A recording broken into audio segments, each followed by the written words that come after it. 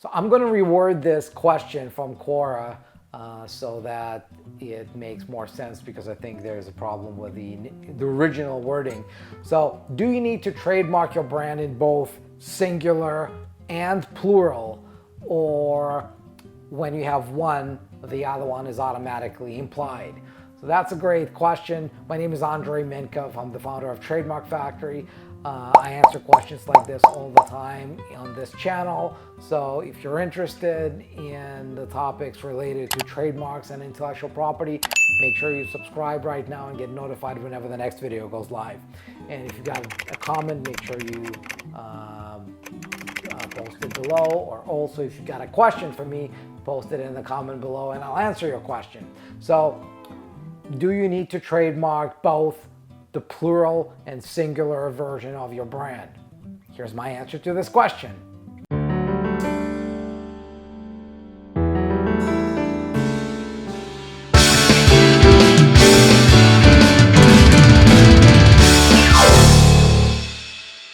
No, you don't need separate versions for singular and plural. You don't need to trademark versions with typos.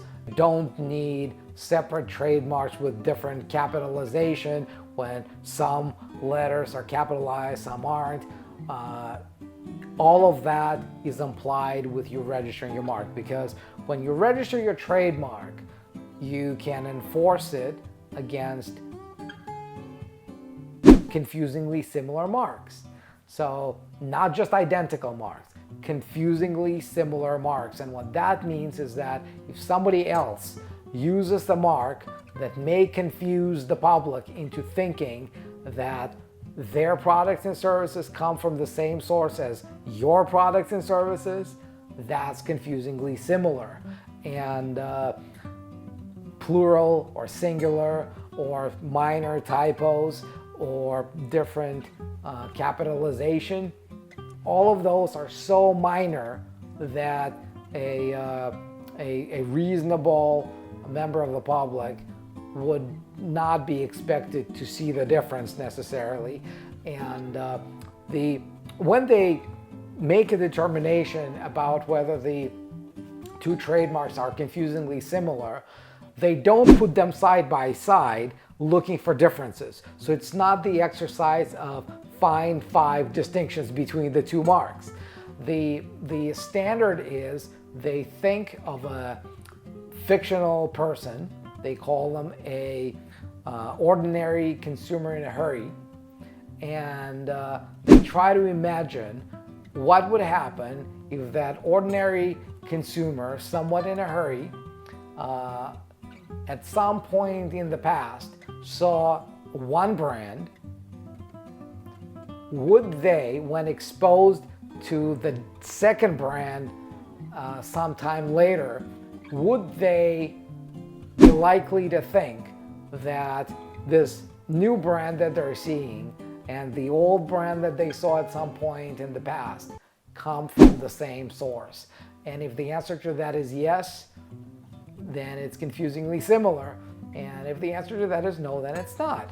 So, you wouldn't be able to get away with starting a software company and call it Microsoft's or Apple's if you wanted to sell phones, right? The good rule of thumb is look at what others in your industry are doing, and nobody is really trademarking the plural versions of their brand because it's not the name they're using, right? If you're using both, then maybe.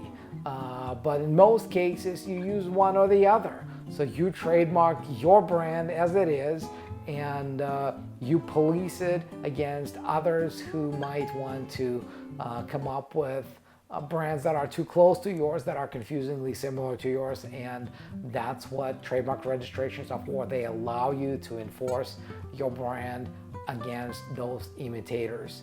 So I hope this answers your question. Make sure you like this video, post a comment, make sure you subscribe, because your likes, your comments, your feedback, your subscription count, all of that tells me that what I do is valuable, that you see value in what I do, and that's what keeps me going. Now, and if you've got a brand that you want to protect, make sure you go to trademarkfactory.com, book a call with one of our strategy advisors. There's a big link, big button on the homepage. You can't miss it. It's a free call, and if you're serious about protecting your brand, it should be a good fit for you. So do that, and until then, I'll see you in the next video.